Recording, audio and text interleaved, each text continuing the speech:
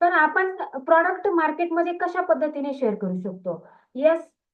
तर बघा, आपण ज्या ऑर्गनायझेशन मध्ये काम करतो ती ऑर्गनायझेशन स्पेशली तुम्ही हे लोकांशी पण बोलू शकतात. कारण मी सेम त्या दिवशी परवा रात्रीला 10:30च्या दरम्यान जेव्हा ट्रेनमध्ये होते आणि ट्रेनमध्ये माझ्या समोर एक बीएमसी मध्ये काम करणारी व्यक्ती आणि एक पोलीस खात्यात काम करणाऱ्या व्यक्ती बसलेल्या होत्या आणि त्यांच्या गप्पा चालू होत्या. आणि गप्पा चालू असताना मी फक्त ऐकत होते ते काय काय बोलताय, कारण माझ्याकडे पण रात्रीचा थोडा उशीरच झालेला होता आणि बोर होण्यापेक्षा म्हटलं यांच्या गप्पा ऐकू आणि थोड्या वेळानंतर त्यांच्याशी कम्युनिकेशनला सुरुवात करू. म्हणून तिथं ज्या पद्धतीने मी शेअरिंग केली त्याच्यातलाच काहीसा भाग तुम्हाला पण शेअर करणार आहे. तर बघा, आपण अशा ऑर्गनायझेशन मध्ये काम करतो की ती ऑर्गनायझेशन भारत आपला हा जो देश आहे हा देश कृषी प्रधान आहे. मग कृषी प्रधान आहे तर आपली शेती आज कोणत्या लेवलला गेलेली आहे? मग आज शेतीमध्ये जेवढा रासायनिक खतांचा वापर केला जातो त्या रासायनिक खतांच्या अतिवापरामुळे शेतातलं पीक तर कमजोर झालेलंच आहे. शेतातल्या पिकाची क्वालिटी पण नाहीये आणि क्वांटिटी पण नाहीये. पण याचे दुसरे दुष्परिणाम म्हणजे जेव्हा पाऊस पडतो तेव्हा त्या जमिनीमधून जे काही पाण्याचा निचरा होतो तो आपल्या नद्या नाल्यांपर्यंत पोहोचतो. नद्या नाल्यांमध्ये गेल्यानंतर तो पुन्हा आपल्याला पिण्याच्या पाण्याच्या सोर्स मधून आपल्यापर्यंत पोहोचत असतो. आणि आज जर बघायला गेलं तर पिण्याच्या पाण्याचं सुद्धा प्रदूषण झालेलं आहे, जमिनीचं प्रदूषण आहे, हवेचं प्रदूषण आहे. आणि हे सगळं दूषित वातावरण असताना आपलं जे काही आयुष्यमान आहे हे कमी कमी होत चाललंय. बरं, कमी होत चाललंय तर हरकत नाही, सगळ्यांचंच कमी होणार आहे, पण याच्यात आजार आणि व्याधी सुद्धा खूप मोठ्या प्रमाणावर वाढू लागल्यात. मग सगळ्यांचीच अशी कंडिशन नाहीये की ते खूप महागाचे प्रॉडक्ट वापरू शकतात, चांगल्या क्वालिटीचे प्रॉडक्ट वापरू शकतात. आज आपला भारत म्हणजे विकसित देशांमध्ये गणला जातो. की विकसित म्हणजे काय तर देशाचा विकास होत चाललेला आहे. पूर्णपणे विकसित पण नाहीये आणि पूर्णपणे गरीब पण नाहीये, म्हणजे मिडल क्लास आहोत. मग आपण सगळे मिडल क्लास फॅमिलीतून आणि आपल्याला काय वाटतं, आपल्याला अशा गोष्टी मिळाल्या पाहिजेत की ज्या आपल्याला आवडल्या पण पाहिजे आणि घेताना परवडल्या पण पाहिजे. मग आपलं ऑर्गनायझेशन शेतीवर काम करतं, आपलं ऑर्गनायझेशन हेल्थवर काम करतं आणि आपलं ऑर्गनायझेशन बेसिक लेवलच्या ज्या गरजा आहेत आपल्या, मग बेसिक लेवलच्या गरजांमध्ये आपल्याकडे डेली नीडचे प्रॉडक्ट्स येतात की जे रेग्युलर वापरले जातात. त्याच्यातून सुद्धा छोटं छोटं केमिकल विषासारखं आपल्या शरीरावर काम करतं आणि ते आपल्याला मरेपर्यंत लक्षात येत नाही. मग आपलं ऑर्गनायझेशन हेल्थ, वेल्थ आणि हॅपीनेस या 3 गोष्टींवर काम करतं. मग या 3 गोष्टींमध्ये आपल्याकडे काय काय अवेलेबल आहे? तर यामध्ये आमच्याकडे अतिशय सुंदर अशी टूथपेस्ट आहे की जी टूथपेस्ट पूर्णपणे आयुर्वेदिक आणि सायन्स बेस आहे. हे वाक्य रेग्युलर वापरायचं. तुम्ही फक्त आणि फक्त आयुर्वेदिक शब्दावर जर जोर दिला तर लोक तुम्हाला त्याच्यावरती असलेले छोटे मोठे केमिकलची जी नावं आहेत ती नावं घेऊन तुम्हाला विचारतील. किंवा एखाद्या व्यक्तीने एखाद्या केमिकल बद्दल माहिती असेल तर तो तुम्हाला प्रतिप्रश्न करू शकतो आणि त्याचं उत्तर तुमच्याकडे नसेल तर तुम्ही सुद्धा डिमोटिवेट होऊ शकतात किंवा निगेटिव्ह थॉट तुमच्या पण डोक्यात जाऊ शकतो. पण एक गोष्ट प्रत्येकाने डोक्यामध्ये ना ड्रिल मारून ठेवायची, आपल्या प्रॉडक्टला चालता येत नाही आणि बोलता येत नाही, तेवढं काम तुम्ही फक्त लोकांच्या घरात प्रॉडक्ट जाईपर्यंत करा. आलंय लक्षात?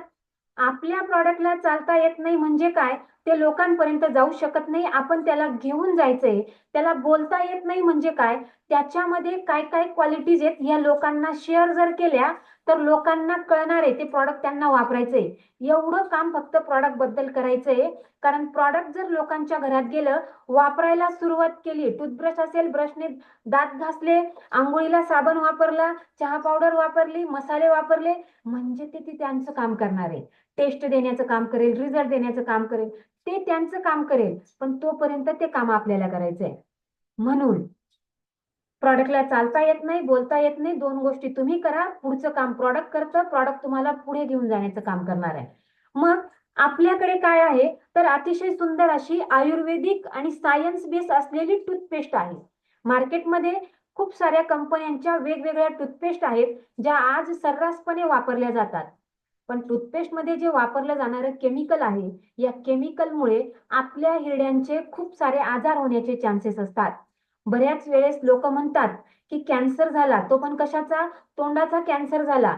मग तोंडाचा कॅन्सर जर झाला, त्या व्यक्तीला कसलंही व्यसन नसताना सुद्धा जर कॅन्सर होतो, तर ही सुद्धा खूप धक्कादायक बाब आहे की कोणतंही व्यसन नसताना त्या व्यक्तीला कॅन्सर कसा झाला असेल. तर ज्या टूथपेस्ट वापरल्या जातात, या टूथपेस्टमध्ये जे काही हार्ड केमिकल असतं, या केमिकलचा थोड्या थोड्या प्रमाणात आपल्या हिरड्यांवरती आणि तोंडाच्या नसांवरती साईड इफेक्ट होतात आणि हे साईड इफेक्ट आपल्याला लवकर कळत नाही, म्हणून वेगवेगळे कॅन्सर होण्याचे चान्सेस वाढलेले आहेत. मग आपल्या टूथपेस्टमध्ये जर तुमच्याकडे प्रॉडक्ट अवेलेबलच पाहिजे, जेव्हा तुम्ही लोकांना प्रॉडक्ट बद्दल बोलतात तेव्हा तुमच्याकडे प्रॉडक्ट अवेलेबलच पाहिजे. मग समजा माझ्याकडे हे टूथपेस्ट आहे, तर हे टूथपेस्ट मी हातात पकडून त्यांना सांगणार, बघा हे आमचं आयुर्वेदिक टूथपेस्ट आहे आणि या टूथपेस्टमध्ये 11 प्रकारच्या आयुर्वेदिक वनस्पती आहेत. याच्यामध्ये तुळस आहे, पुदिना आहे, लवंग आहे, तुरटी आहे, सेंधव मीठ आहे, दालचिनी आहे. लहानपणी प्रत्येक जण तोंडाचा वास येत असेल तर दालचिनी चघळायचं, त्यामुळे माउथ फ्रेश राहायचं, माउथ फ्रेशनरचं काम पडत नव्हतं.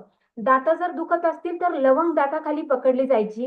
हिरड्या जर दुखत असतील, दातांना ठणक असेल तर तुरटीच्या पाण्याने गुळण्या केल्या जायच्या. मग तेच नॅचरल घटक, तेच आयुर्वेदिक घटक आपल्या या टूथपेस्ट मध्ये आहे.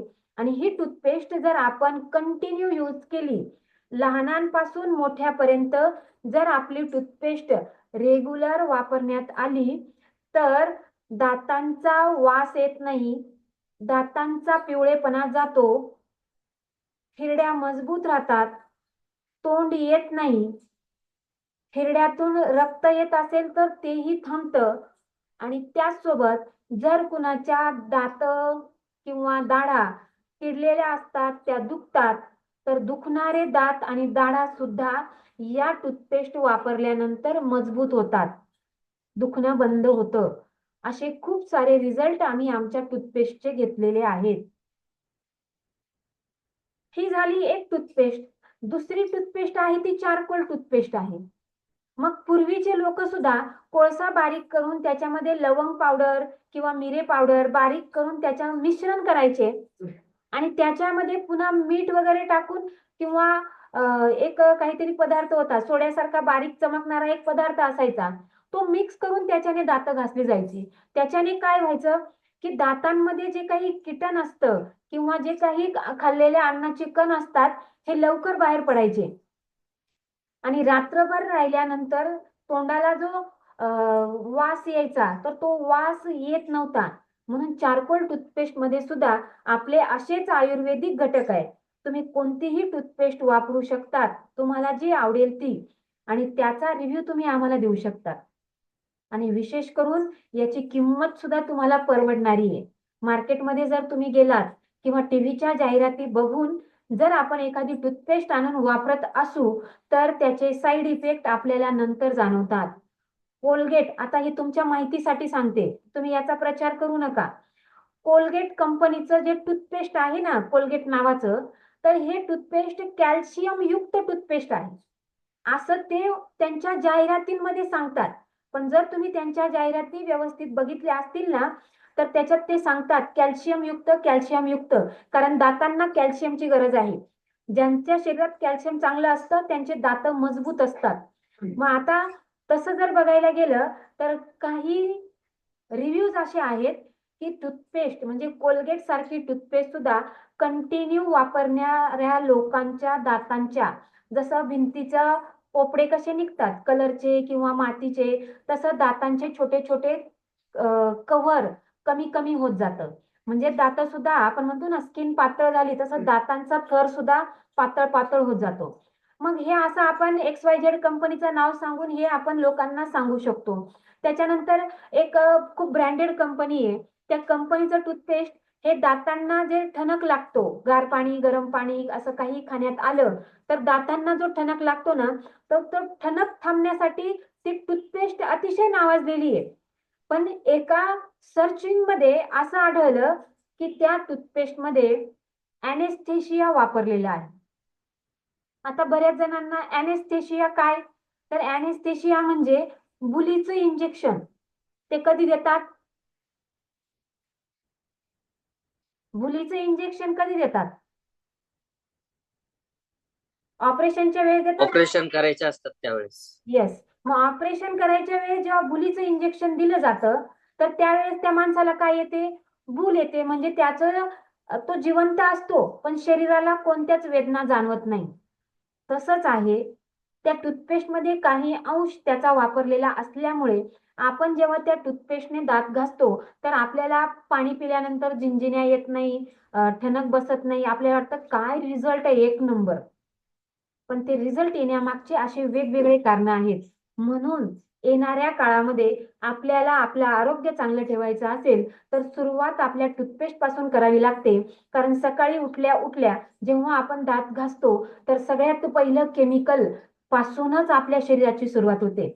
म्हणून आपलं आयुर्वेदिक टूथपेस्ट प्रत्येक व्यक्तीने वापरावं, असे सुंदर असे आयुर्वेदिक टूथपेस्ट आहे. आता हे झाले टूथपेस्ट. आता दात घासल्यानंतर आपण काय करतो?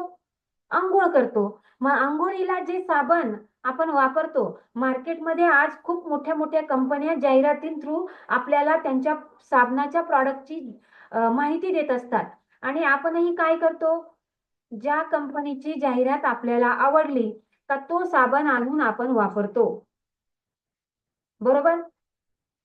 संतूरची मम्मी म्हातारी होत नाही, म्हणून बायका संतूरची साबण आणून आणून वापरतात. पण त्या कधी लक्षच देत नाही. प्रत्येक जाहिरातीत एक वेगवेगळी मॉडेल घेतलेली असते. तीच मम्मी वापरली असती तर आतापर्यंत गेली असती ती. बरोबर आहे की नाही? मग संतूरची मम्मी म्हातारी होत नाही म्हणून बऱ्याच लेडीज वापरतात. डव साबणाने चेहऱ्याला खूप ग्लो येतो किंवा दुधापासून बनलाय म्हणून पण बऱ्याच लेडीज वापरतात. मग असे वेगवेगळे कारण प्रत्येक व्यक्तीचे असतात. पण खरं तर साबणाचं काम काय आहे?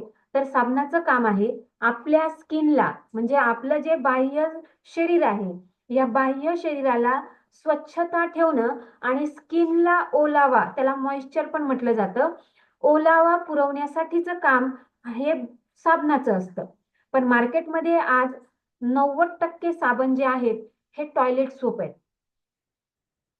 मग यामध्ये तुम्ही संतूरचा साबण वापरणाऱ्यांना त्याचं रॅपर आणून त्याच्या मागे लिहिलेलं दाखवू शकतात. लाईफबॉय वापरणाऱ्याला दाखवू शकतात. लक्स वापरणाऱ्याला दाखवू शकतात. असे बरेच साबण आहेत की त्यांच्या रॅपरवरती बारीक अक्षरामध्ये टॉयलेट सोप लिहिलेला आहे. मग आता काही नवीन लोक असतील, त्यांना वाटेल टॉयलेट सोप म्हणजे मग काय टॉयलेट मधला सोप का? होऊ शकतं, तुम्हालाही प्रश्न येऊ शकतो. मग टॉयलेट सोप म्हणजे काय? आम्ही काय टॉयलेटचं म्हणजे तिथला सोप वापरतो की काय आंघोळीला? आम्हाला विचारलं होतं त्या लेडीजने. आणि मग तिला समजून सांगितलं टॉयलेट सोप म्हणजे काय. तर टॉयलेट सोप फक्त शरीराला, म्हणजे आपल्या स्किनला स्वच्छ करायचं काम करतो, मॉइश्चर पुरवत नाही. लक्षात घ्या. मार्केटचे जे साबण आपण वापरतो, तो स्किनला फक्त स्वच्छ करतो, मॉइश्चर पुरवत नाही. आणि जर त्याच्यामध्ये हायर लेवलचं केमिकल असेल, तर आपली स्किन पातळ होते, स्किनच्या समस्या वाढतात. मग आपण म्हणतो मी तर ब्रँडेड साबण वापरतोय, तरी पण माझ्या स्किनला ना ड्रायनेस जास्त होऊ लागलाय, तरी पण माझ्या स्किनला आहे ना सुरकुत्या येऊ लागल्या. सुरकुत्या कधी येणार? स्किन जेव्हा पातळ झाली, तर ते पातळ झालेली स्किन कुठेतरी लटकताना दिसेल, कुठेतरी चेहऱ्यावर म्हणा किंवा हातांवर म्हणा, शरीरावर सुरकुत्या आल्यासारख्या दिसतील. पण आपले साबण हे बाथ सोप आहेत. काय आहेत? बाथ सोप म्हणजे अंघोळीचे साबण आहेत. मग अंघोळीच्या साबणाची क्वालिटी कशावरून ठरते? तर त्या ज्या साबणाचं TFM, TFM म्हणजे टोटल फॅटी मटेरियल. लिहून घ्या तुमच्या लक्षात. लोक विचारतील नाही विचारतील, तरी पण आपल्याला पाठ पाहिजे. TFM म्हणजे काय? तर टोटल फॅटी मटेरियल. साबणाची क्वालिटी ही त्या साबणामध्ये असणाऱ्या TFM वरती ठरवली जाते. मग बरेचसे असे ब्रँड आहेत की ज्यांची TFM हे 78% दाखवलं जातं, पण तरी सुद्धा एका कोपऱ्याला बारीक अक्षरामध्ये टॉयलेट सोप लिहिलेलं असतं. पण आपल्याकडे असणारे जे काही 11 प्रकारचे सोप आहेत, या सगळे सोप आपले बाथ सोप आहेत, प्लस याचं TFM 76% जास्त आहे. मीटिंग झाल्यानंतर ज्याच्या ज्याच्या घरामध्ये साबण असतील ना, त्यांनी ते रॅपर घ्या, बघा. कारण तुम्हाला तो साबण असा घ्यायचा आहे. हे बाथ सोप, नाहीतर आपण बाथ सोप दाखवताना आपणच शोधतो इकडून आहे का इकडून आहे. ते बघायचं नक्की ते कोणत्या साईडला आहे. तिथेच बोर्ड, हा आमचा बाथ सोप आहे. आणि बाथ सोप कशावरून ठरतो, त्याची छोटीशी साईड अशी पुढे करायची आणि TFM दाखवायचा. जिथे TFM आहे ना, ते शोधून ठेवा कोणत्या साबणावर कोणत्या ठिकाणी आहे. TFM वर त्याची क्वालिटी ठरते. आणि आपल्या साबणाची, यस तळेकर सर दाखवतायत, आपल्या साबणाची TFM किती आहे ते त्यांना वाचून दाखवायचं. नाही तर TFM शोधता शोधता आपल्याला ते तोपर्यंत त्याच्याही डोक्यातून TFM निघून जाते. म्हणून आपल्यालाच रॅपर माहिती पाहिजे आपल्या प्रॉडक्टचं. त्याचे इन्ग्रेडियंट्स कोणत्या साईडला आहे, त्याची किंमत कोणत्या साईडला आहे, बाथसोप कोणत्या साईडला लिहिलंय, TFM कुठे आहे, हे जर आपल्याला माहिती असेल तर आपलाही वेळ वाचतो आणि समोरच्याचाही वेळ वाचतो. क्लिअर होतंय सगळ्यांना? यस. मग 11 प्रकारचे साबण आहेत. 11 प्रकारच्या साबणामध्ये मी तुम्हाला फक्त 3च प्रकारच्या साबणांची माहिती तुमच्याशी शेअर करणार आहे. त्यामध्ये सगळ्यात पहिला साबण मी जो घेणार आहे त्याची आत्ता सध्या खूप डिमांड राहणार आहे. आणि या डिमांडमध्ये ज्यांनी जास्तीत जास्त हे साबण शेअर केले ना, तर त्याच्याकडे जास्तीत जास्त जॉईनिंगचा रेशो असणार आहे. तर तो साबण कोणता असणार आहे आपला? Sandal soap. बरोबर आहे की नाही? कारण आता दिवाळी दसरा आली की प्रत्येकाच्या घरामध्ये आहे ना, लगबग असते वेगवेगळ्या खरेदीची. आणि त्या खरेदीमध्ये एक जागा असते ती मार्केटच्या मोती साबणाची. असते की नाही? हा. पण तुम्ही जर म्हणत असाल की अजून दिवाळी 15 दिवस आहे, अजून दिवाळी महिनाभर आहे, 8 दिवस आहे, असं जर तुम्ही म्हणत असाल आणि मग लोकांना साबण आपण सांगू, तर लक्षात घ्या, तुम्ही लोकांना सांगायला जाणार तर लोक तुम्हाला सांगणार आम्ही मोती साबण आणलेला आहे, नंतर बघू, आमचा संपला की मग तुम्हाला सांगू. म्हणून आता आपल्याला आपला जो साबण आहे सॅन्डल सोप, याला जास्तीत जास्त लोकांपर्यंत शेअर करण्याचा खूप मोठा चान्स आहे. तर बघा, तळेकर सरांकडे साबण पण अवेलेबल आहे. तर आत्ता दिवाळीमध्ये या साबणाची डिमांड जी असणार आहे ना, फक्त साबण ओपन करा, वास घ्यायला द्या आणि बघा, लोक ते वास बघून लगेच म्हणतात मोती साबण. आपण सांगायचं यस, मोती साबणापेक्षा हायर लेवलची क्वालिटी आहे. कारण त्याची किंमत सुद्धा आपल्या साबणापेक्षा खूप डिफरन्स नाहीये. पण साबणामध्ये काय आहे हे कसं सांगायचं? मोती साबणामध्ये काय आहे माहित नाही मॅडम सर, पण माझ्याकडे जो आयुर्वेदिक साबण आहे ना, याच्यामध्ये आहे ना हळद, चंदन याच्यापासून तयार झालेली साबण आहे. आणि ते पण ओरिजिनल. तुम्ही सेंट घेऊन बघा, साबण खोला, त्याच्या हातात द्या, नाकाजवळ न्या, सेंट घेऊन बघा, इतका सुंदर वास येतो ना. आणि आंघोळ केल्यानंतर सुद्धा 2-3 तास आपल्या शरीराचा सुगंध जात नाही. आणि जर आम्ही सांगतो त्या पद्धतीने जर तुम्ही आंघोळ केलेली असेल ना, संध्याकाळपर्यंत तुम्ही एकदम फ्रेश मूड मध्ये राहतात. इतका सुंदर सेंट या साबणाचा येतो. आणि मग तुम्ही मी जे साबणाबद्दल जे पॉइंट सांगितले ना, ते ऍड करा आणि साबण त्याच्या हातातून घेऊन रॅपर मध्ये टाका आणि बॉक्स पॅक करा आणि त्याला सांगा सर हाताचा वास घ्या, अजून मॅडम अजून हाताचा वास घ्या, लगेच बघतात. किंवा तुम्ही जर 10 लोकांमध्ये मिटिंगला बसलायत ना, इकडे साबण ओपन करायची आणि लास्टला विचारायचं आला का साबणाचा वास, ते पण सांगतात हो खूप सुंदर वास आलाय बरं का. म्हणजे इथून आपल्याला लोकांना क्वालिटी दाखवायला चालू करावं लागेल. हा एक साबण आहे. त्यानंतर आपल्याकडे दुसरा साबण जो आहे, ज्याची मार्केटमध्ये पण खूप मोठी डिमांड असते, ती म्हणजे नीम सोप. नीम सोप सगळ्यात जास्त का विकला जातो? कारण आज घराघरामध्ये, मी फक्त एक एरिया सांगणार नाही, मी फक्त एखादं गाव सांगणार नाही, तर मी तुम्हाला सांगते, घराघरामध्ये फंगल इन्फेक्शनचे लोक आहेत, फक्त लोक शेअर करत नाही. लक्षात घ्या, तुम्ही प्रॉडक्ट बद्दल सांगणार ना, हळूच लोक येतात आणि विचारतात ही नीम सोप कितीला आहे हो, याच्याने खाज जाते का, याच्याने चट्टे जातात का, याच्याने हे व्हाईट व्हाईट झालंय हे जातं का. पण तुम्हाला बोलता आलं पाहिजे. म्हणून नीम सोप काय करते, तर कडुनिंबाला आयुर्वेदामध्ये खूप सारं महत्व आहे. आपल्याला माहितीये, लहानपणी आपल्याला काही आजार झाला, ताप आला, तर आपली आई अंघोळीच्या पाण्यामध्ये कडुनिंबाची पानं टाकायची आणि त्या पाण्याने आपल्याला अंघोळ घालायची, की ज्याच्यामुळे आपल्या शरीरावर जे काही जीवजंतू म्हणजे काय म्हणतात त्याला, इन्फेक्शन वाले जंतू म्हणतो ना, ते जर आले असतील तर त्या कडुनिंबाच्या पाण्याने अंघोळ केल्यानंतर ते निघून जातील. पण आपल्याकडे आयुर्वेदिक सोप आहे आणि साबणाची क्वालिटी काय सांगावं तुम्हाला. साबणाची क्वालिटी अशी आहे, साबण संपतो पण तुकडा पडत नाही.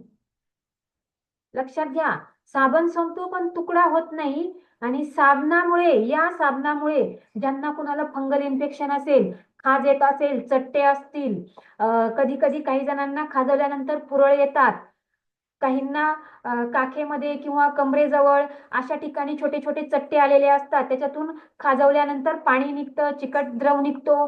काहींचं इन्फेक्शन वाढत चालतं, एका जागेवर येतं, तिथं खाजवलं की दुसऱ्या जागेवर येतं. मग असे जे काही प्रॉब्लेम असतील तर त्याच्यावरती आपला नीम सोप अतिशय सुंदर रिझल्ट देतो. आहे फक्त एवढ्याचाच, किंमत सांगायची आहे एवढ्याचाच, पण तुम्हाला कळेल की तुमचे 500 रुपये डॉक्टरकडे जायचे वाचतात. येतंय लक्षात?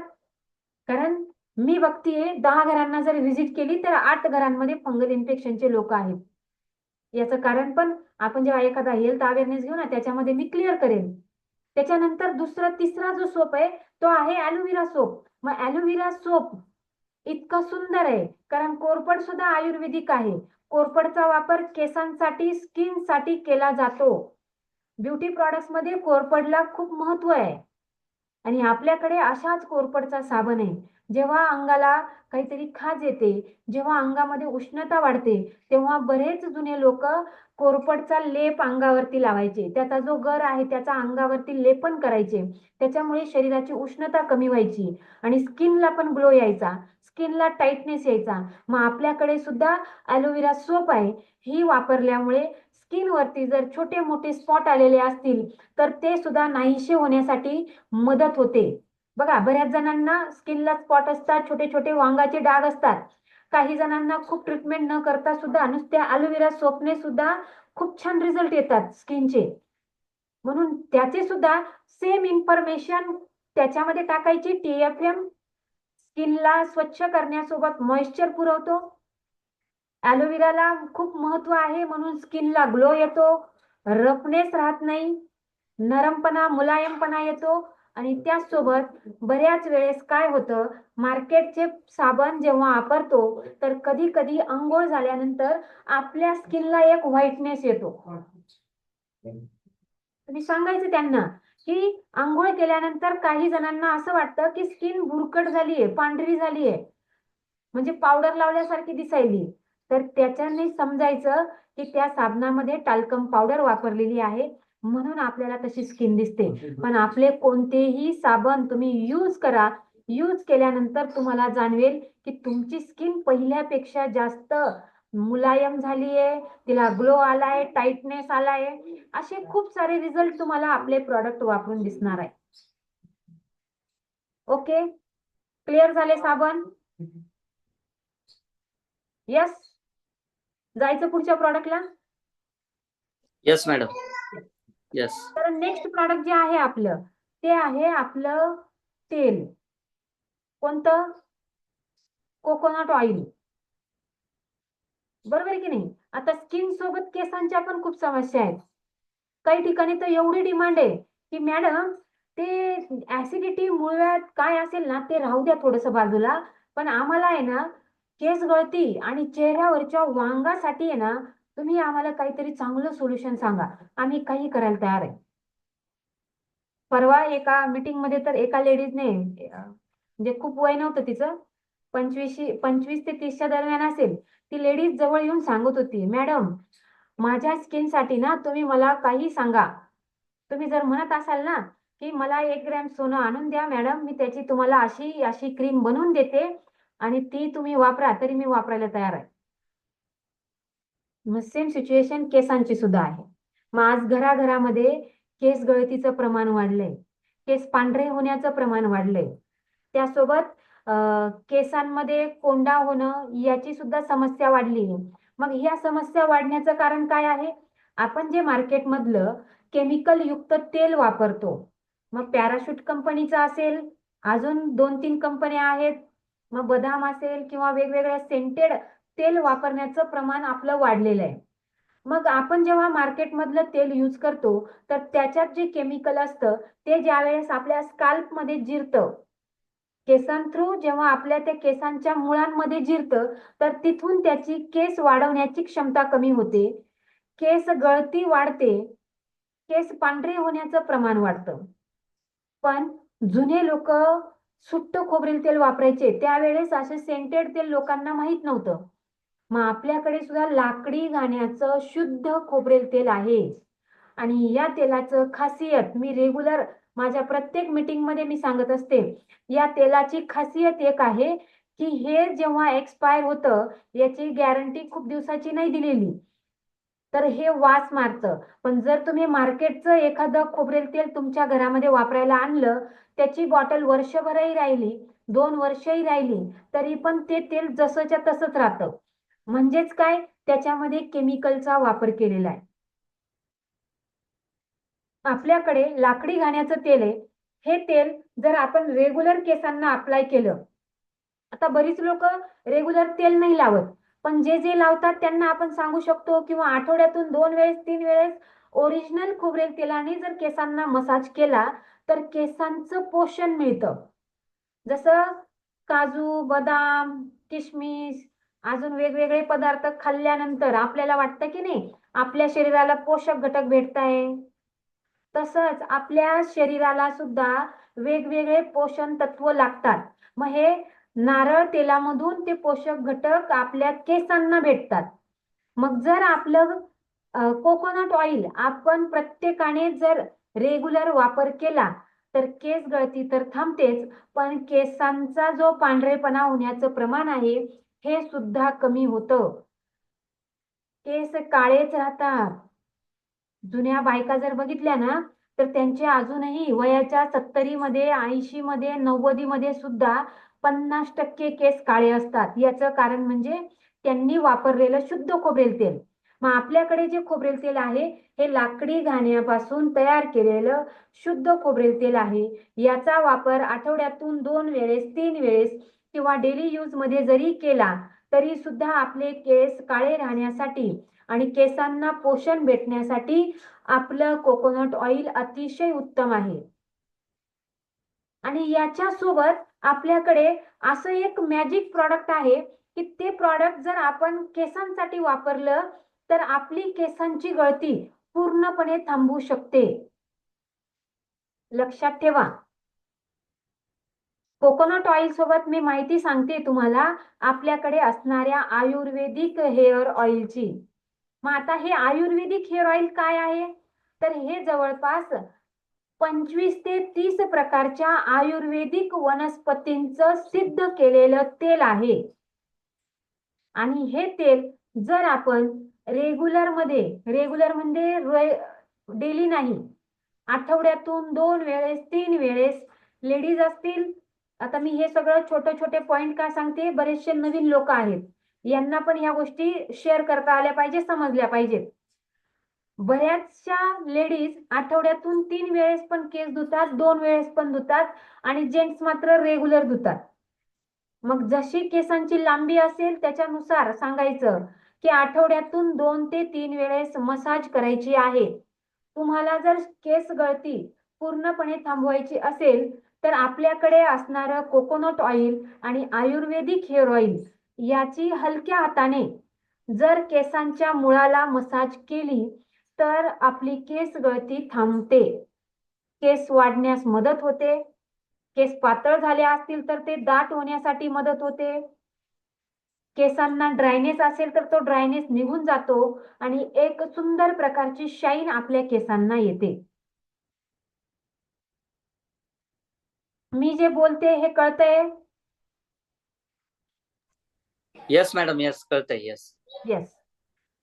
तर अशा पद्धतीने आपण आपले हे कॉम्बिनेशन प्रमोट करू शकतो. आणि याच्याच सोबत लगेच आपला शॅम्पू ठेवायचा. आपल्याकडे सध्या एकच शॅम्पू आहे, अँटी डॅन्ड्रफ शॅम्पू. बघा, आज केस गळतीचं प्रमाण का वाढलेलं आहे? जसं मी सांगितलंच की आपण जे मार्केटचं कोणतंही खोबरेल तेल यूज करतो, केस गळतीसाठी वेगवेगळे तेल यूज करतो, आणि जेव्हा हे केमिकल युक्त तेल आपण आपल्या केसांना लावतो, केसांची मुळं तर कमजोर होतातच, पण आपण मार्केटचे वेगळे वेगळे शॅम्पू सुद्धा आपले केस धुण्यासाठी वापरतो. आणि मार्केटच्या शॅम्पू मध्ये जे काही सल्फर वापरलेलं असतं, वेगवेगळे केमिकल वापरलेले असतात. या केमिकलमुळे फक्त आणि फक्त शॅम्पूचा फेस होतो. आणि आपली धारणा काय आहे? ज्या शॅम्पूचा फेस चांगला होतो त्याच्याने केस स्वच्छ होतात. बऱ्याच जणांना वाटतं की नाही?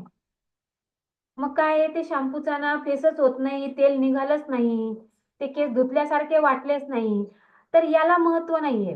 तुम्ही आणलेल्या शॅम्पूचा जर जास्तीत जास्त फेस होत असेल तर समजायचं त्याच्यामध्ये हायर लेवलचे केमिकल आहे.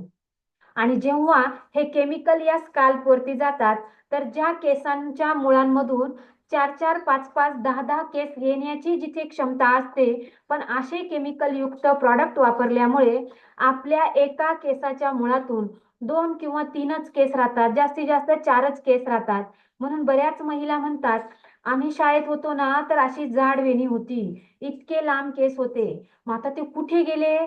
कुठे गेले? नाही तर ते आपल्यामुळेच गेले. आपण वेगळे तेल लावले, वेगळे शॅम्पू लावले, आणि हा नाही तर तो, तो नाही तर तो, असं वेगवेगळे ट्रायल घेत गेलो, आणि त्या ट्रायल मध्ये आपल्या केसांची वाट लागली. आणि इथे अजून एक गोष्ट प्रमोट करायची, जिथे जिथे तुम्हाला प्रॉब्लेम येऊ शकतो, होऊ शकतं, तुम्हाला लोक विचारतील, आमचे केस वाढतील का? आमचे केस दाट होतील का? तर तुम्ही जर ही माहिती देतानाच आधीच क्लिअर करून सांगायचं, तुमचे केस जर आधी मोठे असतील आणि आता छोटे झाले असतील तर वाढण्याचे चान्सेस आहेत. तुमचे केस आधी दाट होते, आता पातळ झाले तर दाट होण्याचे चान्सेस आहेत. नाही तर बऱ्याच ठिकाणी काही जणांचे केस आधीपासून छोटेच असतात, आता माझे आहेत तसे. मी जर विचारलं असतं की माझे केस मोठे झाले तरच मी सनेज करेल किंवा तरच मी तुमचे प्रॉडक्ट शेअर करेल, मग आता ऑलरेडी माझ्या केसांची लांबी जास्त वाढत नाही. मग होऊ शकतं एखादी व्यक्ती तुम्हाला सांगेल वय वर्ष 30-35 आणि त्याचे कधीच केस मोठे नव्हते, आणि ती पण म्हणेल माझे केस वाढले पाहिजे. तर काही गोष्टी या अनुवंशिक असतात. केस स्किन हे अनुवंशिक असतं, लक्षात ठेवा. ज्यांच्या आई वडिलांचे केस मोठे असतील तर त्यांच्या मुलांचे पण केस मोठेच असतात, त्यांचे छोटे असतील तर आपले केस पण छोटेच असतात. पण फक्त आपण त्याला वाचवू शकतो, आपले प्रॉडक्ट यूज करून आहे ते आपण त्याला वाचू शकतो. म्हणून कुणीही एखाद्याचे केस छोटे आहेत तिथं खूप अव्वाच्या सव्वा गोष्टी सांगू नका, म्हणजे चुकीचं बोलून लोकांना प्रलोभन देऊ नका. तुमचे केस 100% मोठेच होतील, तुमचे केस 100% दाटच होतील सांगायचं नाही, तिथंच क्लिअर करायचं. जर तुमचे केस अगोदर मोठे असतील, आता छोटे झाले असतील तर वाढण्याचे चान्सेस आहे. जर तुमचे केस अगोदर दाट होते, मोठी वेणी येत होती आणि आता पातळ झाले तर दाट होण्याचे चान्सेस आहेत. हे तुम्ही सांगू शकता, म्हणजे नंतर तुम्हाला प्रॉब्लेम येणार नाही. बोलण्यातूनच लोकांच्या प्रश्नांची उत्तरं अगोदरच देऊन मोकळं व्हायचं. आलंय लक्षात? आपला शॅम्पू सल्फर फ्री आहे, म्हणून याचा फेस खूप होत नाही, पण केस अतिशय स्वच्छ होतात. आणि त्याचसोबत आपला शॅम्पू वापरल्यामुळे केसांमध्ये कसाही कोंडा असू द्या, कसाही, म्हणजे आता तुम्हाला ती कोंड्याची माहिती पण देते, मलाही माहित नव्हतं, इथंच समजल्यानंतर कळालं अरे याच्यात असं पण असतं. मग कोंड्याचे सुद्धा 2 प्रकार असतो, एक ओला कोंडा आणि एक सुका कोंडा. मग ओला कोंडा काय असतो? जो आपल्या स्किनला चिकटून असतो, केसांच्या मुळाशी चिकटून असतो. आणि सुका कोंडा काय असतो? आपण केस विंचरले की लगेच वरती येत असतो, काही पडतो आणि काही असा केसांवरतीच दिसतो. मग आपला शॅम्पू दोन्हीही प्रकारच्या कोंड्यासाठी अतिशय छान रिझल्ट देतो,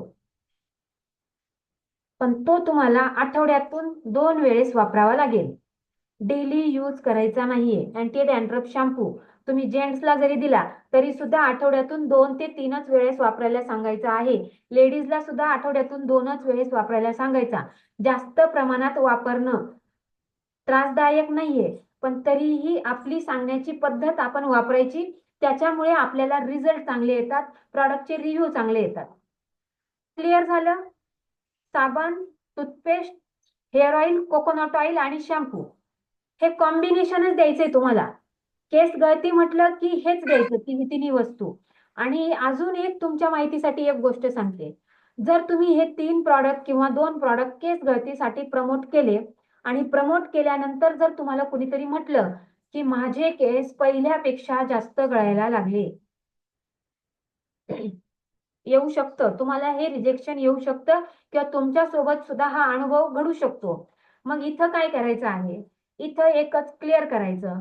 जर केस गळती जास्त प्रमाणात असेल तर केस गळतीचं कारण काय असतं? केसांची मुळं कमजोर झालेली आहेत. त्याच्यातून जसं जसं केसाचा हे संपलं, त्याचं तिथे राहण्याचं आयुष्यमान संपलं की तो गळून जाणार आहे.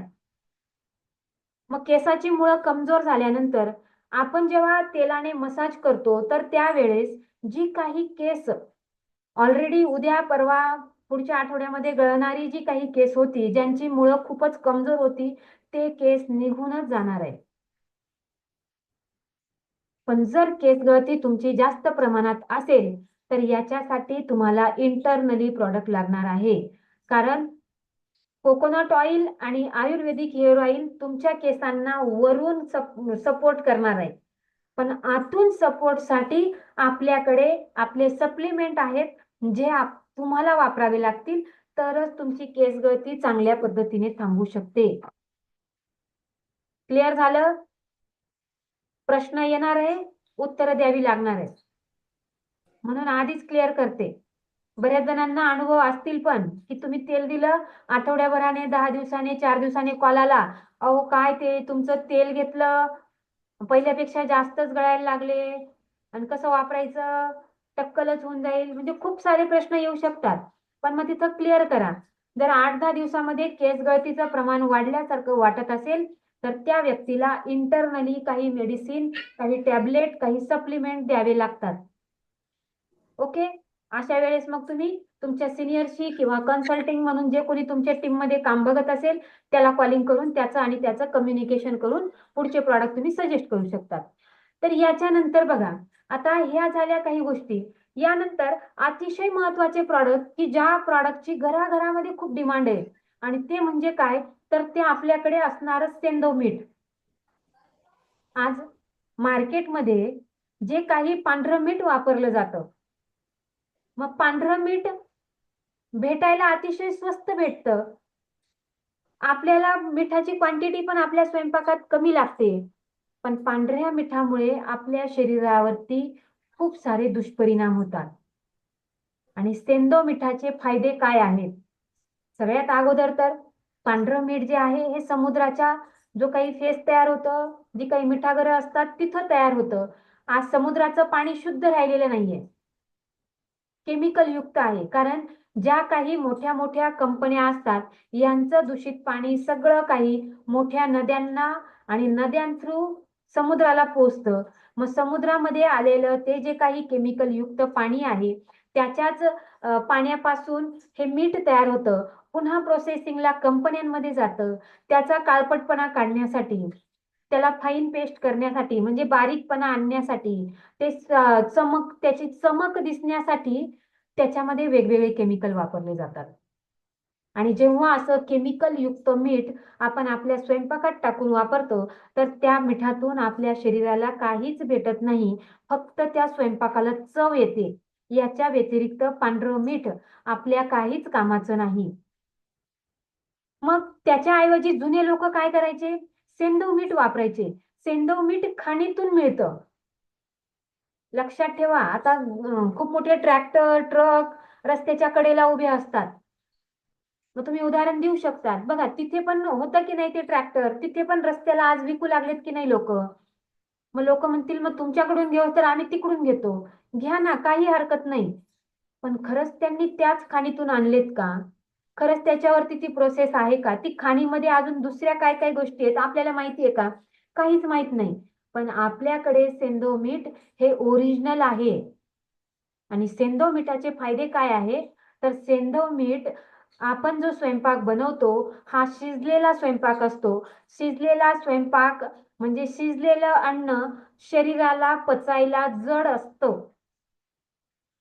लक्षात घ्या, कच्चा भाजीपाला आहे ना, चावायला जड असतो, पचायला सोपा असतो.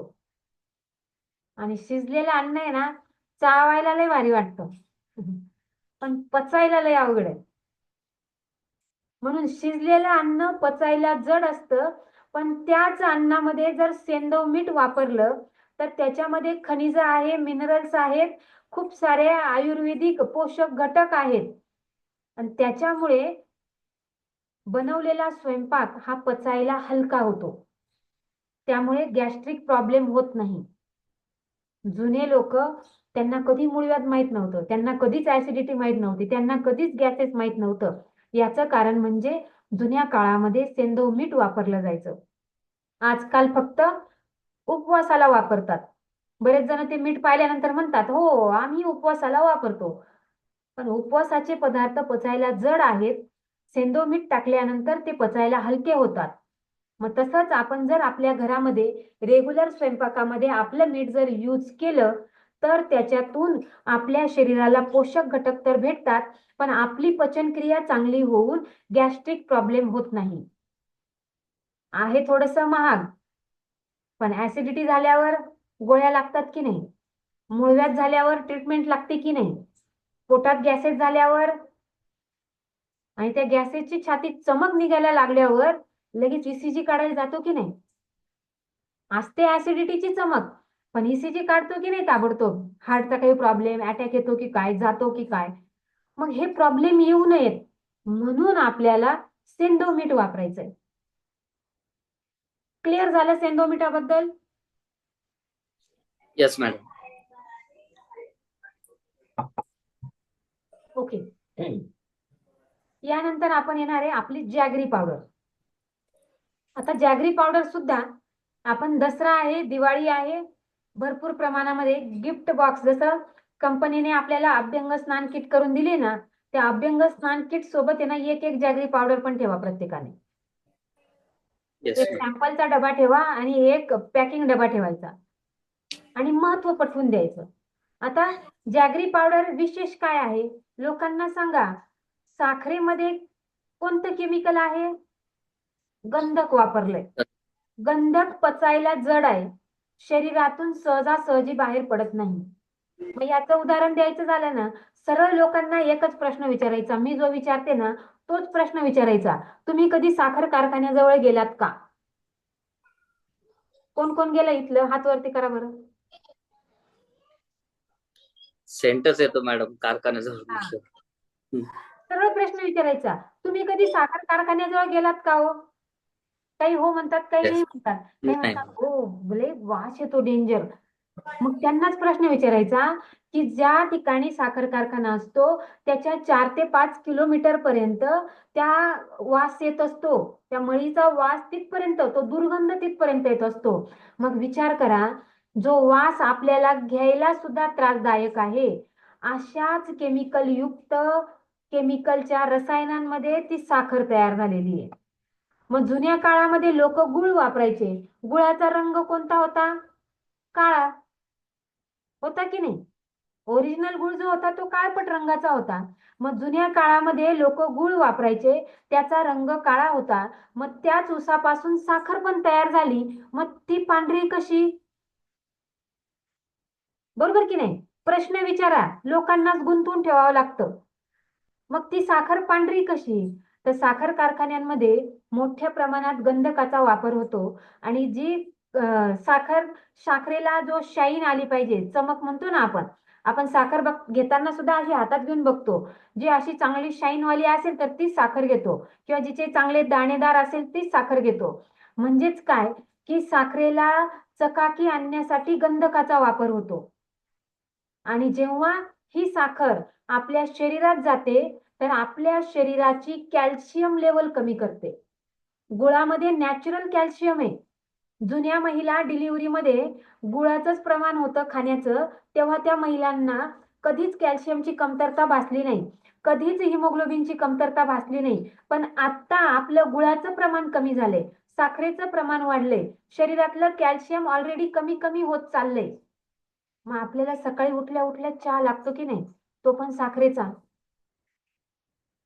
मग साखरेचा चहा जेव्हा आपल्या शरीरात जातो, तर आपल्या शरीरातून बाहेर पडताना आपल्या शरीरातलं कॅल्शियम घेऊन बाहेर पडतो, तो एकटा बाहेर पडत नाही.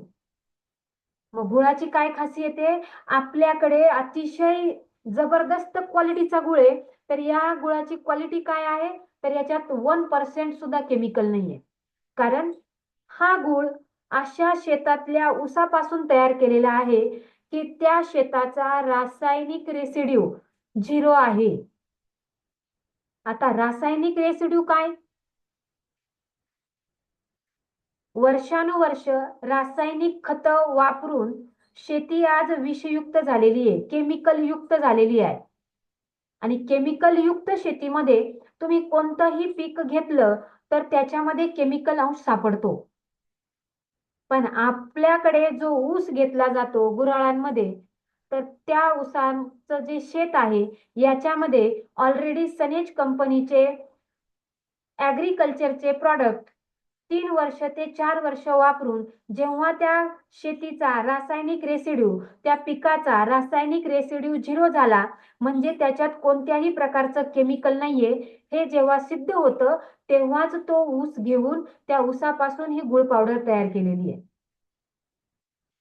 म्हणजे गुळ पावडर जेव्हा तुम्ही जिभेवर ठेवणार ना, तर तुम्हाला लहानपणी जो खाल्लेला ऊस आहे ना, त्याची टेस्ट त्याच्यातून जाणवते. मग आज साखरेचे वेगवेगळे पदार्थ मार्केटमध्ये विकले जातात. साखरेमध्ये विशेष काहीच भेटत नाही. साखरेमधून शरीरात जास्त प्रमाणात कॅलरीज जातात आणि या कॅलरी शरीरातून जर लवकर त्याचं विघटन नाही झालं, तर फॅट वाढतं. लक्षात ठेवा. आज लोक कशाने ग्रस्त आहेत?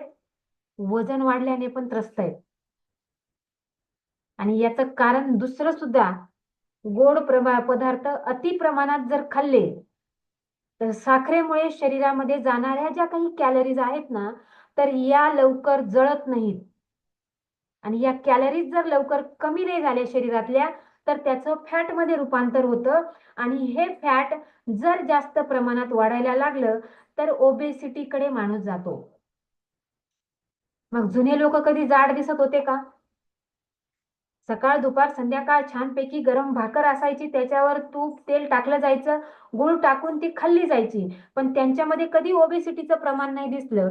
म्हणून साखर शरीरासाठी अत्यंत घातक आहे. त्याच्या जागेवर तुम्ही आपली गुळ पावडर वापरा.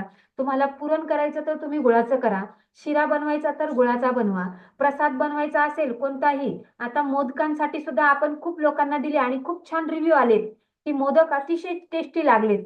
मग अशा वेगवेगळ्या पदार्थांमध्ये आपण याचं महत्व समजावून सांगू शकतो.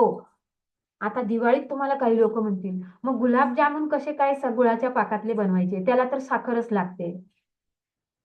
मग तुमच्याकडे साखरेची इन्फॉर्मेशन थोडी कलेक्ट करून ठेवा. जसं सांगितलं ना, कॅलरीज वर्षभर लोक डाएट करत येतील किंवा 4 महिने 6 महिन्यापासून डाएट करत येतील आणि दिवाळीमध्ये 4 गुलाबजामुन खाल्ले की जशास तसं होऊन जातं. आणि म्हणतो काय, एका गुलाबजामुनने काय होणार आहे? एका गुलाबजामुनने खूप काही होऊ शकतं, खूप काही.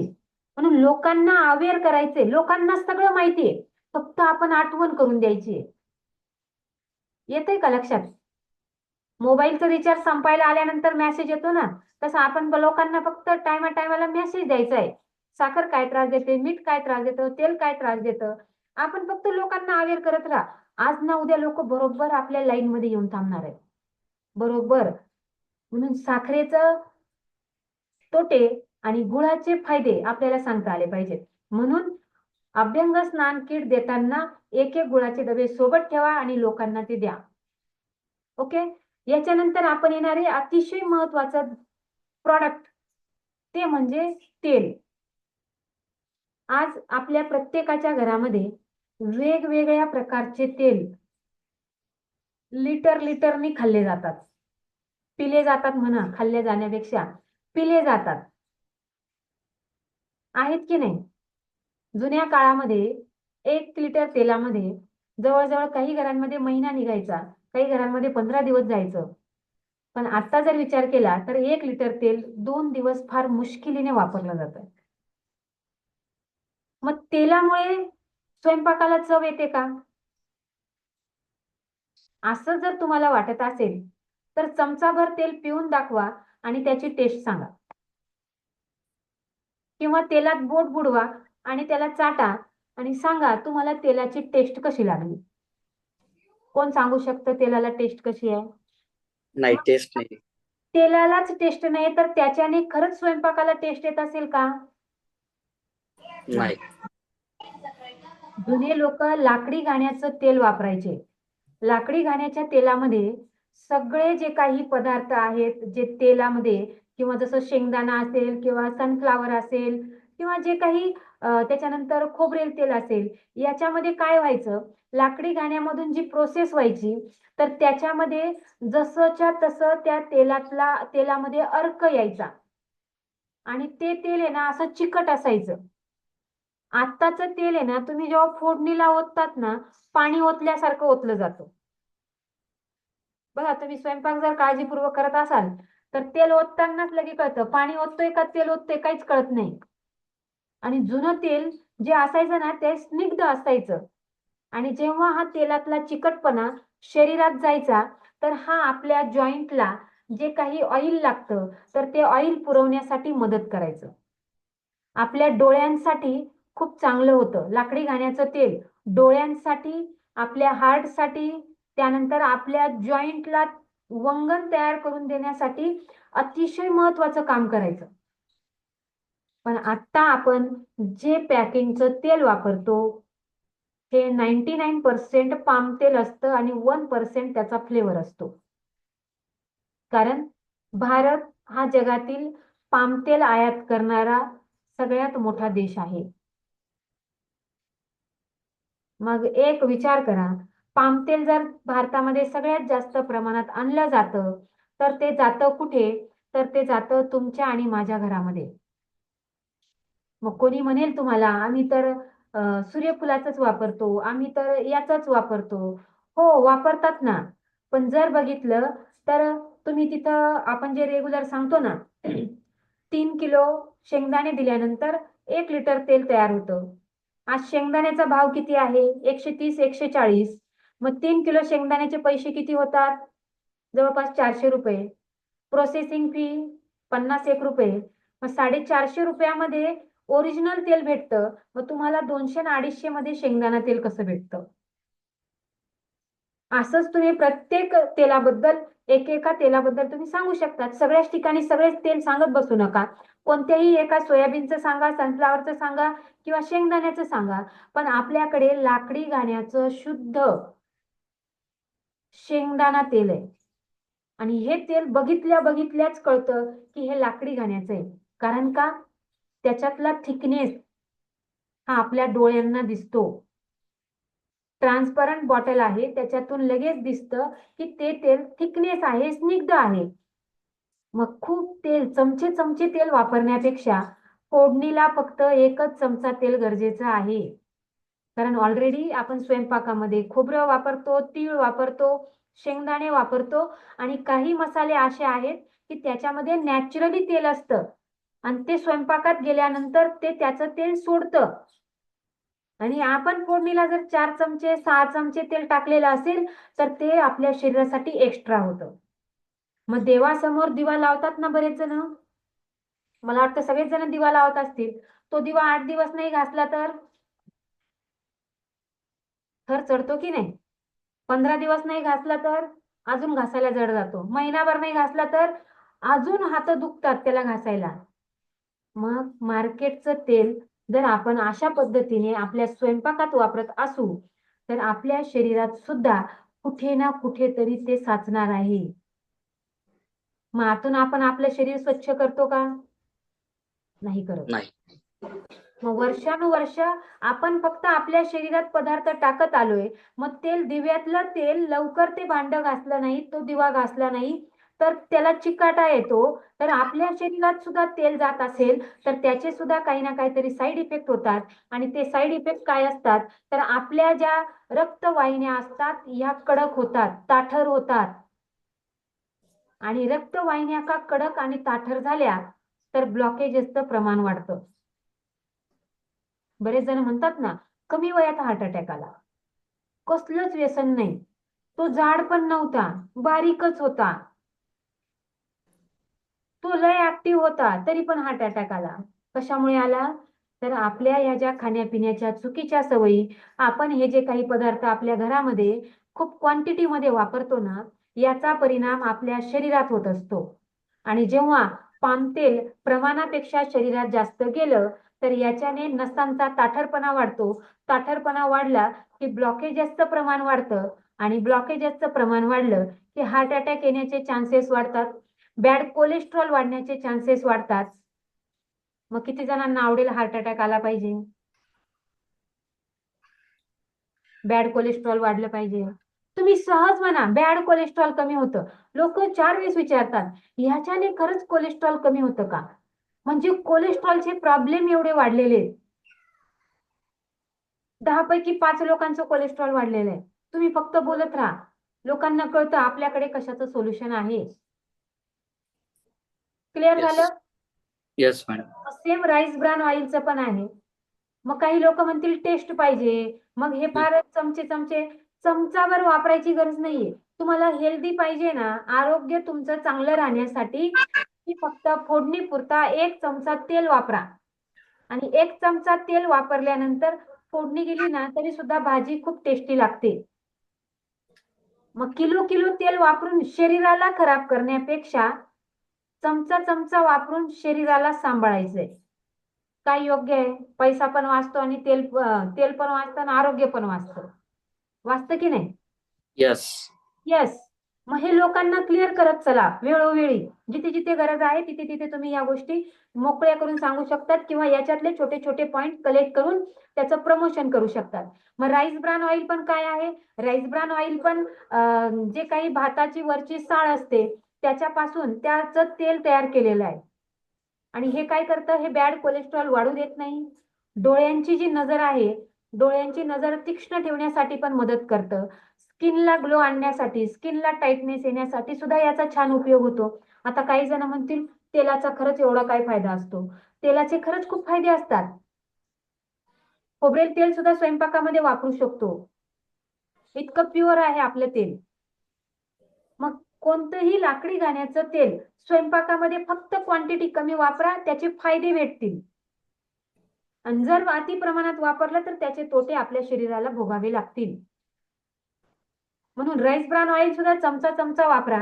आपण जर आता सणासुदीला खूप काही करून खात नाही, पण सणासुदीला जे काही छोटं मोठं आपण पापड भजी हे काही गोष्टी बनवतो, तेलकट पदार्थ जे बनवतो ना, तर त्याच्यात सुद्धा त्याचं प्रमाण फार कमी असतं तळलेल्या पदार्थामध्ये. म्हणून कधीतरी तळलेले पदार्थ खाणं ते पण राईस ब्रान ऑइल मधले योग्य आहेत. पण रेग्युलर, मग राईस ब्रान ऑइल चांगलं म्हटल्यानंतर रेग्युलर तळून खात बसू नका. एकतर आपल्याला काय जिभेचे चोचले पुरवायची सवय लागली, बरोबर का नाही? येस. हा, आपण तेवढे लय भारी, एक दिवस खाल्ल्याने काय होतंय? मग आपल्याला आरोग्य आपल्या शाबीत ठेवायचंय. बघा, सनेजचे प्रॉडक्ट क्वालिटीचे आहेत, सनेजचे प्रॉडक्ट 1 नंबर आहे, सनेजचे प्रॉडक्ट जबरदस्त आहे. पण कोणत्याही गोष्टीचं लिमिट नाही ठेवलं तर कोणीच काही करू शकत नाही. जसं आपण म्हणतो ना आकर्षणाबद्दल, ते काय करतं, आपल्या शरीरातून घाण साफ करतं. आपण परत जसंच्या तसं खातो, ते परत घाण साफ करतं. ते परत जसंच्या तसं खाते, परत घाण साफ करते. एक दिवशी ते आगायचं मी कंटाळून जाते. जाय बाबा, तुला काही खायचं खाय, मी चाललोय निघाले, चाललोय निघालोय. मग लिमिट, प्रॉडक्ट तर क्वालिटीचे आहेत म्हणून काहीही शरीरावर अत्याचार करू नका. म्हणून प्रत्येक गोष्ट प्रमाण प्रमाण दिलेलं आहे की नाही? टॅबलेट सुद्धा आपल्याला कशा दिलेल्या आहेत? प्रमाणात दिलेल्या आहेत. 1 महिन्याचा डोस एकाच दिवसात खाल्ला तर काही ना काहीतरी होऊ शकतं की नाही? तसं सेम आहे. म्हणून प्रॉडक्ट खूप क्वालिटीचे आहेत, पण याची रिझल्ट कधी दिसणार? हे तुमच्यासाठी लाभदायक कधी असणार? त्याची क्वांटिटी तुम्ही योग्य प्रमाणात ठेवली तर. म्हणून तेल वापरताना सुद्धा लोकांना सजेस्ट करा, चमचे चमचे वापरण्यापेक्षा चमचाभरच वापरा. 4 चमचे वापरण्यापेक्षा एकच चमचा वापरा आणि टेस्ट बघा. क्लिअर झालं? येस. आता Yes, madam. अजून एक स्वयंपाकामधला महत्वाचा पार्ट.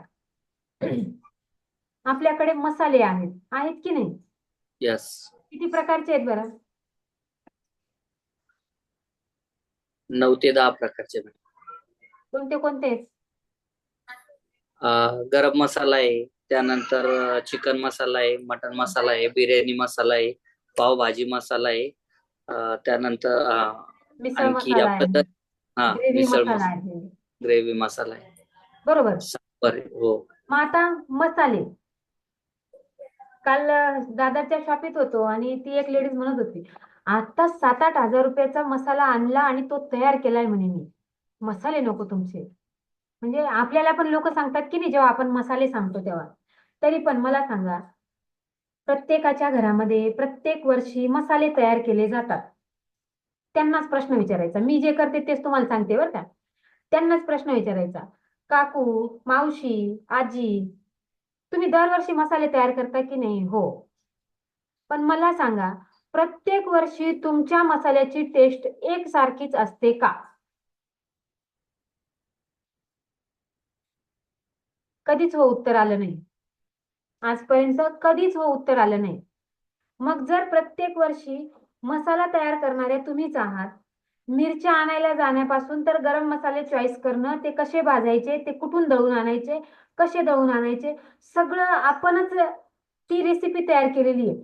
तरी पण प्रत्येक वर्षी कोणता ना कोणता तरी मसाला जास्त होतो, मिरची कधी कधी तिखट होऊन जाते, कधी मसाल्याची टेस्ट एकदम फिक्की होऊन जाते, एखाद्या वर्षी त्या मसाल्याची टेस्ट एक नंबर होते आणि एखाद्या वर्षी 10,000चं मटेरियल वापरून सुद्धा तो मसाला बकवास होतो. म्हणजेच काय होतं, आपल्याला सुद्धा कळत नाही की मसाल्यामध्ये कोणत्या गरम मसाल्याचं प्रमाण किती प्रमाणात असायला पाहिजे. पण आमच्या कंपनीने आपल्या प्रत्येक मसाल्यामध्ये ना गरम मसाल्यांचं प्रमाण ठरवलेलं आहे आणि ते सुद्धा चुलीवर भाजून तयार केलेले मसाले. कोणतीही गोष्ट जास्त प्रमाणात नाही आणि कोणतीही गोष्ट कमी प्रमाणात नाही. प्रमाण अगदी, काय म्हणतात त्याला, काहीतरी शब्द आहे, प्रमाण अगदी शिस्तबद्ध म्हणायला हरकत नाही, आपण त्याला शिस्तबद्ध म्हणून किंवा काटेकोरपणे वापरलेले आहे. आणि त्यामुळे काय होतं, आमचे मसाले तुम्ही या वर्षी पण खाल्ले, आमचे मसाले तुम्ही पुढच्या वर्षीही खाल्ले, 5 वर्षानंतरही खाल्ले, तरी तुम्हाला टेस्ट एक नंबरच भेटणार आहे. आणि आपले मसाले खाल्ल्यामुळे कुणालाही ऍसिडिटीचा त्रास होत नाही, कुणालाही मूळव्याधाचा त्रास होत नाही, कारण गरम मसाल्यांचं प्रमाण त्याच्यामध्ये अगदी अचूक ठेवलेलं आहे. आणि जर तुम्हाला वाटतंय थोडस स्पायसी खायला पाहिजे, तर तुम्ही वरून तुमच्या पद्धतीने लाल तिखट ऍड करू शकतात. आधीच सांगून टाका, नंतर ते म्हणायलाच नको तुमचे मसाले मला फिक्केच आहेत, तुमचे मसाले लय तिखट आहेत. म्हणू शकत नाही. म्हणून आधीच सांगून टाका की जर तुम्हाला स्पायसी खायला आवडतं ना, तर लाल तिखट एक्स्ट्रा ऍड करा, पण तेही दुसऱ्या कंपनीचं करू नका. आपल्याकडे लाल तिखट आहे आणि आपल्या लाल तिखटाची क्वालिटी काय आहे, तर आपल्या लाल तिखटासाठी ज्या मिरच्या ज्या शेतातून घेतलेल्या आहेत ना, त्या शेतामध्ये सुद्धा सेंद्रिय खत वापरलेलं आहे. तुम्ही जरी घरी मसाला तयार केला, पण तुम्ही घरी मिरच्या पिकवल्यात का? तुम्ही सेंद्रिय शेतातल्या मिरच्या आणल्यात का? नाही. तुम्ही मार्केटच्याच केमिकल युक्तच मिरचीच्या पिकापासून तयार झालेल्या लाल मिरच्या वापरल्यात. पण आपल्याकडे आपलं लाल तिखट बनवण्यासाठी जे शेतातून मिरच्या आणल्या, त्या शेतामध्ये सुद्धा सेंद्रिय खतांचा वापर केलेला आहे. आणि विशेष म्हणजे आपलं जे लाल तिखट आहे, ते फक्त मिरचीच्या वरच्या सालीपासून तयार केलेलं आहे, आतलं बी वापरलेलं नाही. त्याच्यामुळे आपल्या मसाल्याला जास्त प्रमाणात हळहळ लागत नाही. म्हणजे जो एक मसाला वापरल्यानंतर जी एक आग होते शरीरामध्ये किंवा जो एक तिखटपणा असतो ना, तो आपल्या मिरचीतून जाणवत नाही, टेस्ट देते. म्हणजे काय, आपलं लाल तिखट आपल्यासाठी उपयुक्त आहे. मग याच्यातून क्लिअर होईल की नाही त्यांना आपलं लाल तिखट का वापरायचं आहे. कलर पण आहे, टेस्ट पण आहे, आणि जे आपल्या शरीराला लागतं तेच त्याच्यामध्ये वापरलेलं आहे. आणि याच्यासोबत आपल्या प्रत्येकाच्या घरामध्ये आहे ना, स्वयंपाकामध्ये हळद वापरली जाते. आज मार्केटमधून आपण हळद आणतो, पण कधी कधी हळदचं पॅकेट ओपन केल्यानंतर आपल्याला लगेच तिचा एक असा बारीकनेस म्हणजे एकदम फाईन पावडर दिसून येते. जाणवतं, बघितल्या बघितल्या डोळ्याला दिसतं की एकदम बारीक पावडर केलेली ती हळद आहे. मग आज मार्केटमध्ये जी हळद पावडर तयार केली जाते, हळदीमध्ये कुरकुमीन नावाचा घटक आहे, आणि त्याचं मेडिकल क्षेत्रामध्ये त्याची खूप मोठी डिमांड असते. लक्षात घ्या, हळदीमध्ये कुरकुमीन नावाचा आयुर्वेदिक घटक असतो, ज्याची मार्केटमध्ये मेडिसिनल प्रॉडक्ट म्हणून खूप मोठी डिमांड असते. हळदीमधलं कुरकुमीन काढून घेतल्यानंतर जो काही चोथा शिल्लक राहतो त्याची पावडर तयार करण्यात येते.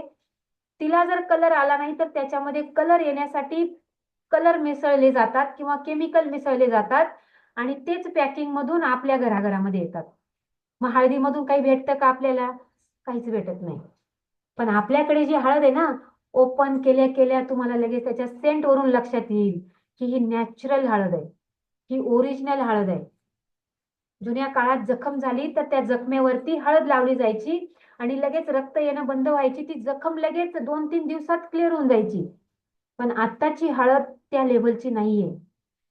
मग हळदीचे आयुर्वेदिक गुणधर्म आपल्या सगळ्यांना माहिती आहे, पण आपल्या घरामध्ये जी हळद वापरली जाते ती केमिकल युक्त आहे. आणि आपली हळद जी आहे ही सुद्धा सेंद्रिय खतं वापरून तयार केलेली हळद, आणि त्यासोबत बचत गटांच्या बायकांकडनं तयार करून घेतलेली हळद आहे. मग जर तुमच्याकडे पॅकेट ओपन असेल तर हातावर द्या, तिचं फील करायला द्या, लगेच बारीक बारीक गरे लागतात, वास घ्यायला द्या, खूप छान असे सेंट येतो, त्याच्यातूनच लगेच लोक सांगतात एक नंबर हळद आहे म्हणून. मग अशा पद्धतीने आपण मार्केटचे केमिकल युक्त मसाले, आज तुम्ही बघत असाल टीव्हीला जाहिराती येतात, पेपरला बातम्या येतात, मोबाईलवरती छोटे छोटे रील्स येतात की ज्याच्यातून कोणत्या कोणत्या कंपन्यांच्या मसाल्यांमध्ये काय काय वापरलं जातं. मागे एका कंपनीच्या मसाल्यामध्ये बरंच घाण प्रॉडक्ट वापरलं गेलं. काही मसाल्यांमध्ये विटाचा बारीक चुरा पण वापरला जातो. काही मध्ये आपलं जे फर्निचर बनवताना जो लाकडाचा भुसा निघतो ना, तो भुसा पण वापरला जातो. मग असे वेगवेगळे केमिकल वापरले जातात, वेगवेगळे भेसळ केली जाते, आणि तेव्हा आपल्यापर्यंत ते प्रॉडक्ट येतं. पण आपल्या प्रॉडक्टमध्ये कोणतेही भेसळ नाही. आपलं प्रॉडक्ट प्युअरली आयुर्वेदिक आहे, नॅचरल आहे, त्याच्यामुळे शरीराला कोणतीही हानी पोहोचत नाही. क्लिअर झालं? कोण सांगेल आता काय काय क्लिअर केलं आपण आजच्या सेशन मध्ये? येस, नवीन मध्ये कोण बोलेल? Jagtap madam, Rupali Jagtap madam, unmute करा.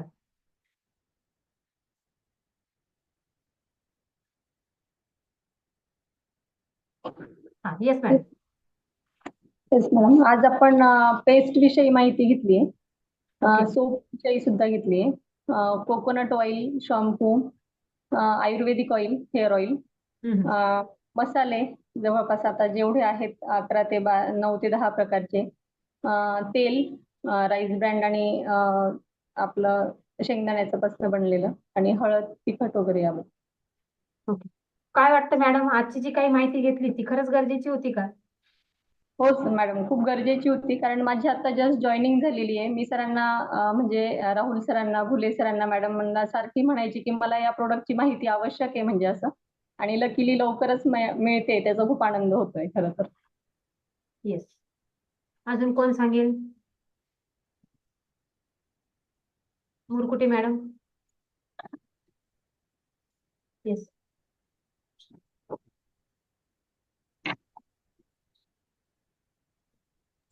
मॅडम, मग मला मेसेज आला असेल बघा एक समोर.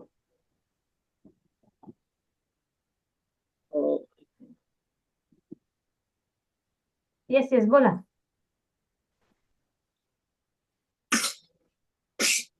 Sorry.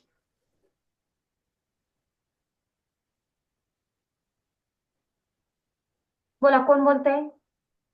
जाधव मॅडम? हो हो, तुम्हीच. समोर मेसेज आला असेल, त्याला क्लिक करा.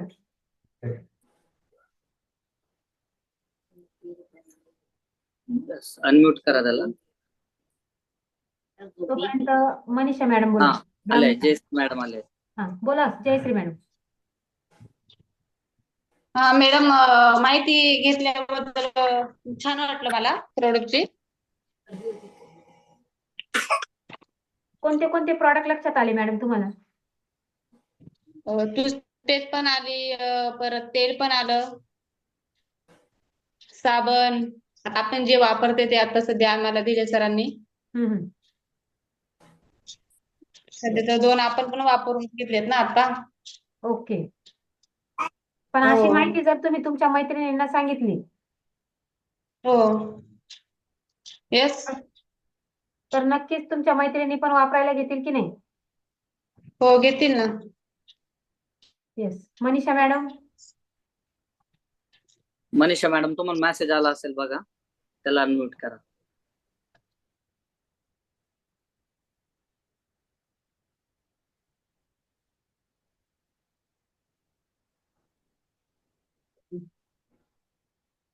ओके. लास्टला कोण रिव्ह्यू देत आहे?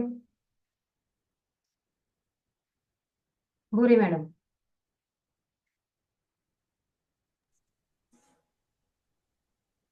बोरे मॅडम. भुरे मॅडम, तुम्हाला मेसेज आला असेल बघा.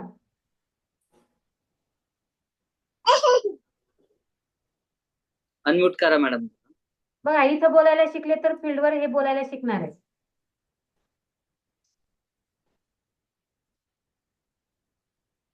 ओके. हा नमस्कार मॅडम. नमस्कार. आवाज येतोय का? येतोय, बोला मॅडम. हा मॅडम, प्रोडक्टची माहिती खूप छान भेटली. आपली साबची, निम सोप, अलोवेरा, चंदन सोप, गुळ पावडर, पर तेलाची बी समजा फायदे म्हणजे हे भरपूर लक्षात आले आता. म्हणजे आजच्या प्रॉडक्ट प्राइस नॉलेज पण आजच्या प्रॉडक्ट नॉलेज मधून हा? जास्तीत जास्त प्रॉडक्ट शेअर होतील की नाही आता? नाही होतील ना. म्हणजे आता भरपूर म्हणजे माहिती हे झालं एकदम डिटेल मध्ये येऊन गेली ना.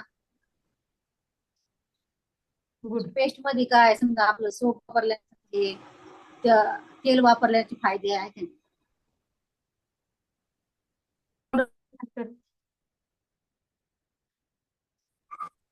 नेटवर्क इश्यू वाटतं. उल्हास सरांना मी मेसेज केला होता.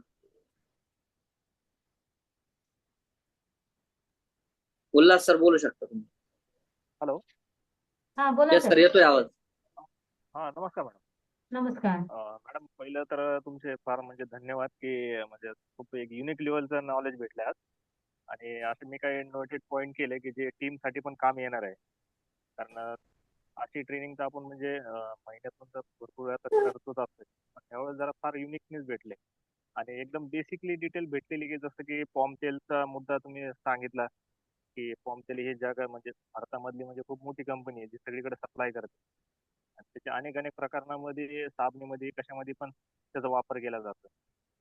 हे पण एक पॉईंट भरपूर झाले. आणि शेंगदाण्याचं पण तुम्ही जे सांगितलं की 1 किलो शेंगदाणे त्याच्यामध्ये ते तेल बनतंय आणि मग एवढं ती प्राइस कसं काय त्याची, याच्यामध्ये पण ते केमिकल वगैरे आहे हे पण भरपूर क्लिअर झालंय.